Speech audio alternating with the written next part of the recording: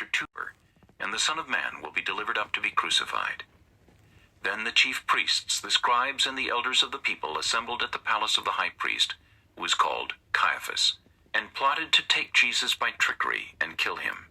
But they said, "Not during the feast, lest there be an uproar among the people." And when Jesus was in Bethany at the house of Simon the leper, a woman came to him having an alabaster flask of very costly fragrant oil, and she poured it on his head as he sat at the table. But when his disciples saw it, they were indignant, saying, "Why this waste? For this fragrant oil might have been sold for much and given to the poor." But when Jesus was aware of it, he said to them, "Why do you trouble the woman? For she has done a good work for me. For you have the poor with you always, but me you do not have always. For in pouring this fragrant oil on my body, she did it for my burial. Assuredly I say to you, wherever this gospel is preached in the whole world, what this woman has done will also be told as a memorial to her." Then one of the 12, called Judas Iscariot, went to the chief priests and said, "What are you willing to give me if I deliver him to you?" And they counted out to him 30 pieces of silver. So from that time he sought opportunity to betray him. Now on the first day of the Feast of Unleavened Bread, the disciples came to Jesus, saying to him, "Where do you want us to prepare for you to eat the Passover?" And he said, "Go into the city to a certain man and say to him, 'The teacher says, my time is at hand. I will keep the Passover at your house with my disciples.'" So the disciples did as Jesus had directed them, and they prepared the Passover. When evening had come, he sat down with the 12. Now as they were eating, he said, "Assuredly I say to you, one of you will betray me." And they were exceedingly sorrowful, and each of them began to say to him, "Lord, is it I?" He answered and said, "He who dipped his hand with me in the dish will betray me.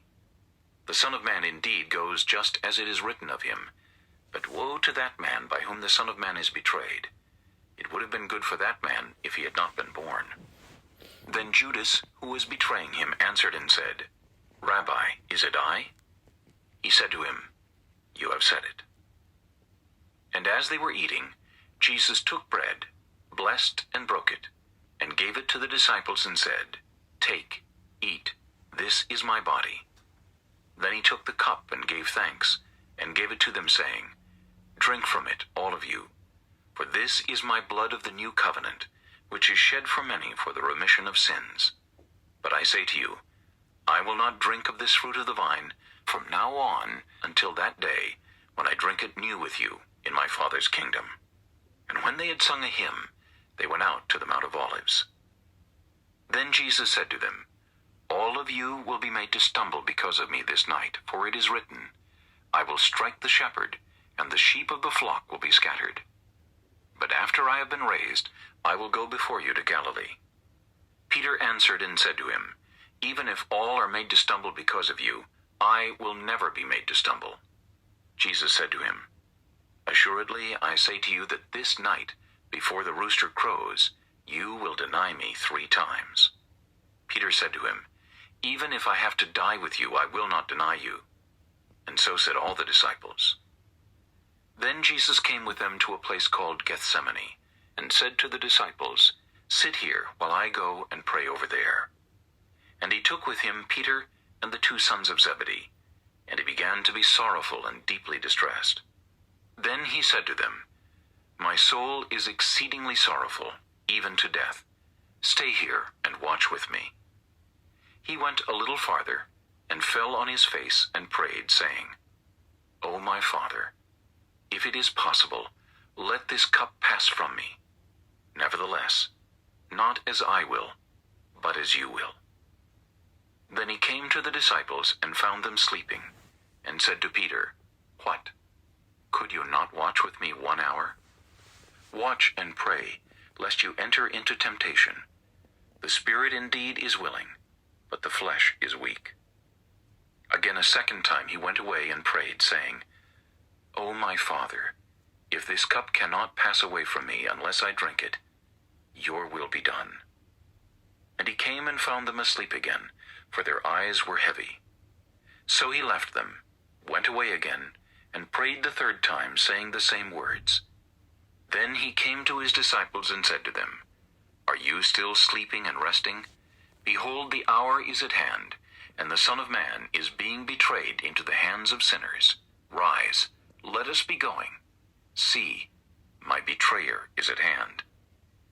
And while he was still speaking, behold, Judas, one of the 12, with a great multitude with swords and clubs, came from the chief priests and elders of the people. Now his betrayer had given them a sign, saying, Whomever I kiss, he is the one, seize him. Immediately he went up to Jesus and said, Greetings, Rabbi, and kissed him. But Jesus said to him, Friend, why have you come? Then they came and laid hands on Jesus and took him. And suddenly one of those who were with Jesus stretched out his hand and drew his sword, struck the servant of the high priest, and cut off his ear. But Jesus said to him, Put your sword in its place, for all who take the sword will perish by the sword. Or do you think that I cannot now pray to my Father, and he will provide me with more than 12 legions of angels? How then could the Scriptures be fulfilled, that it must happen thus? In that hour Jesus said to the multitudes, Have you come out as against a robber with swords and clubs to take me? I sat daily with you, teaching in the temple, and you did not seize me. But all this was done that the Scriptures of the prophets might be fulfilled. Then all the disciples forsook him and fled. And those who had laid hold of Jesus led him away to Caiaphas the high priest, where the scribes and the elders were assembled. But Peter followed him at a distance to the high priest's courtyard, and he went in and sat with the servants to see the end. Now the chief priests, the elders, and all the council sought false testimony against Jesus to put him to death, but found none. Even though many false witnesses came forward, they found none. But at last 2 false witnesses came forward and said, This fellow said, I am able to destroy the temple of God and to build it in 3 days. And the high priest arose and said to him, Do you answer nothing? What is it these men testify against you? But Jesus kept silent, and the high priest answered and said to him, I put you under oath by the living God. Tell us if you are the Christ, the Son of God. Jesus said to him, It is as you said. Nevertheless, I say to you, hereafter you will see the Son of Man sitting at the right hand of the power, and coming on the clouds of heaven. Then the high priest tore his clothes, saying, He has spoken blasphemy. What further need do we have of witnesses? Look, now you have heard his blasphemy. What do you think? They answered and said, He is deserving of death. Then they spat in his face and beat him, and others struck him with the palms of their hands, saying, Prophesy to us, Christ. Who is the one who struck you? Now Peter sat outside in the courtyard, and a servant girl came to him, saying, You also were with Jesus of Galilee. But he denied it before them all, saying, I do not know what you are saying. And when he had gone out to the gateway, another girl saw him, and said to those who were there, This fellow also was with Jesus of Nazareth. But again he denied with an oath, I do not know the man. And a little later those who stood by came up and said to Peter, Surely you also are one of them, for your speech betrays you. Then he began to curse and swear, saying, I do not know the man. Immediately a rooster crowed. And Peter remembered the word of Jesus, who had said to him, Before the rooster crows, you will deny me 3 times. So he went out and wept bitterly. Matthew chapter 27. When morning came, all the chief priests and elders of the people plotted against Jesus to put him to death. And when they had bound him, they led him away and delivered him to Pontius Pilate the governor. Then Judas, his betrayer, seeing that he had been condemned, was remorseful, and brought back the 30 pieces of silver to the chief priests and elders, saying, I have sinned by betraying innocent blood. And they said, What is that to us? You see to it. Then he threw down the pieces of silver in the temple and departed, and went and hanged himself. But the chief priests took the silver pieces and said, It is not lawful to put them into the treasury, because they are the price of blood. And they consulted together, and bought with them the potter's field to bury strangers in. Therefore that field has been called the field of blood to this day. Then was fulfilled what was spoken by Jeremiah the prophet, saying, And they took the 30 pieces of silver, the value of him who was priced, whom they of the children of Israel priced, and gave them for the potter's field, as the Lord directed me. Now Jesus stood before the governor, and the governor asked him, saying, Are you the king of the Jews? Jesus said to him, It is as you say. And while he was being accused by the chief priests and elders, he answered nothing.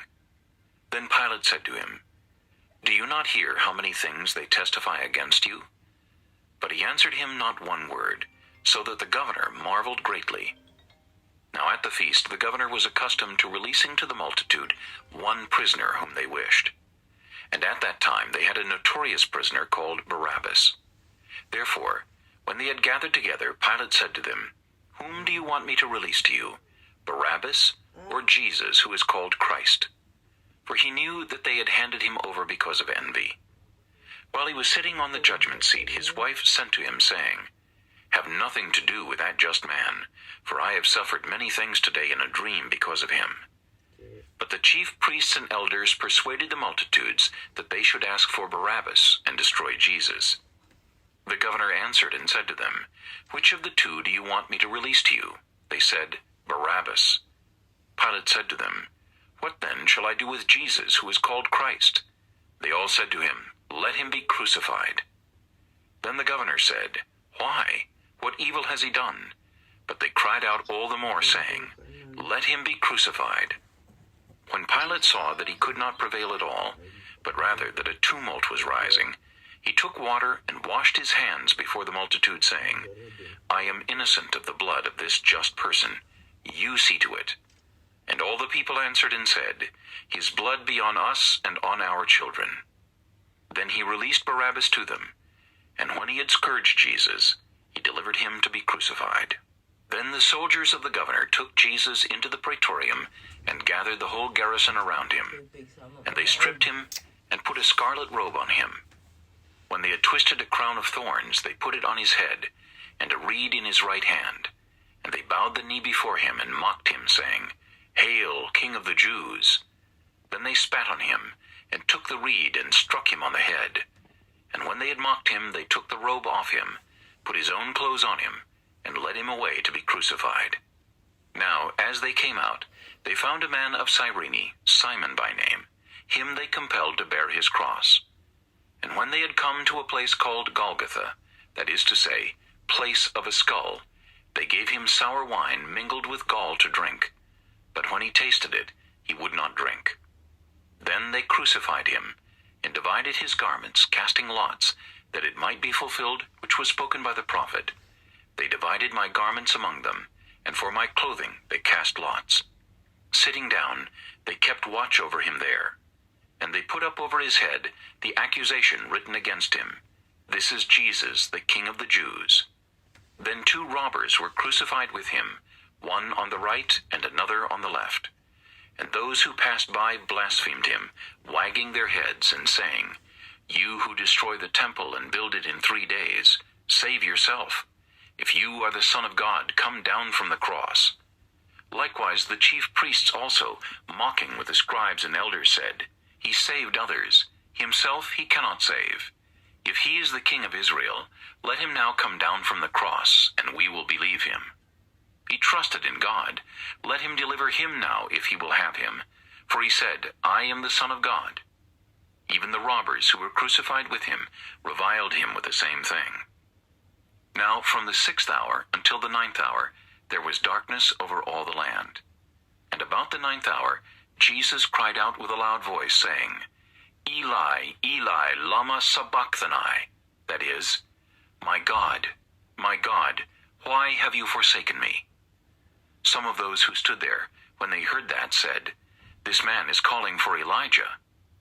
Immediately one of them ran and took a sponge, filled it with sour wine, and put it on a reed, and offered it to him to drink. The rest said, Let him alone. Let us see if Elijah will come to save him. And Jesus cried out again with a loud voice, and yielded up his spirit. Then behold, the veil of the temple was torn in 2 from top to bottom, and the earth quaked, and the rocks were split, and the graves were opened, and many bodies of the saints who had fallen asleep were raised. And coming out of the graves after his resurrection, they went into the holy city and appeared to many. So when the centurion and those with him who were guarding Jesus saw the earthquake and the things that had happened, they feared greatly, saying, "Truly, this was the Son of God." And many women who followed Jesus from Galilee, ministering to him, were there looking on from afar, among whom were Mary Magdalene, Mary the mother of James and Joses, and the mother of Zebedee's sons. Now when evening had come, there came a rich man from Arimathea named Joseph, who himself had also become a disciple of Jesus. This man went to Pilate and asked for the body of Jesus. Then Pilate commanded the body to be given to him. When Joseph had taken the body, he wrapped it in a clean linen cloth, and laid it in his new tomb, which he had hewn out of the rock. And he rolled a large stone against the door of the tomb, and departed. And Mary Magdalene was there, and the other Mary, sitting opposite the tomb. On the next day, which followed the day of preparation, the chief priests and Pharisees gathered together to Pilate, saying, "Sir, we remember while he was still alive how that deceiver said, 'After 3 days I will rise.' Therefore, command that the tomb be made secure until the 3rd day, lest his disciples come by night and steal him away, and say to the people, 'He is risen from the dead.' So the last deception will be worse than the first." Pilate said to them, "You have a guard, go your way, make it as secure as you know how." So they went and made the tomb secure, sealing the stone and setting the guard.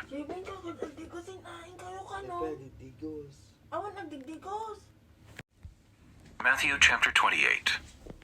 Now after the Sabbath, as the first day of the week began to dawn, Mary Magdalene and the other Mary came to see the tomb. And behold, there was a great earthquake, for an angel of the Lord descended from heaven, and came, and rolled back the stone from the door, and sat on it. His countenance was like lightning, and his clothing as white as snow. And the guards shook for fear of him, and became like dead men. But the angel answered and said to the women, "Do not be afraid, for I know that you seek Jesus who was crucified. He is not here, for he is risen, as he said. Come, see the place where the Lord lay, and go quickly and tell his disciples that he is risen from the dead, and indeed he is going before you into Galilee. There you will see him. Behold, I have told you."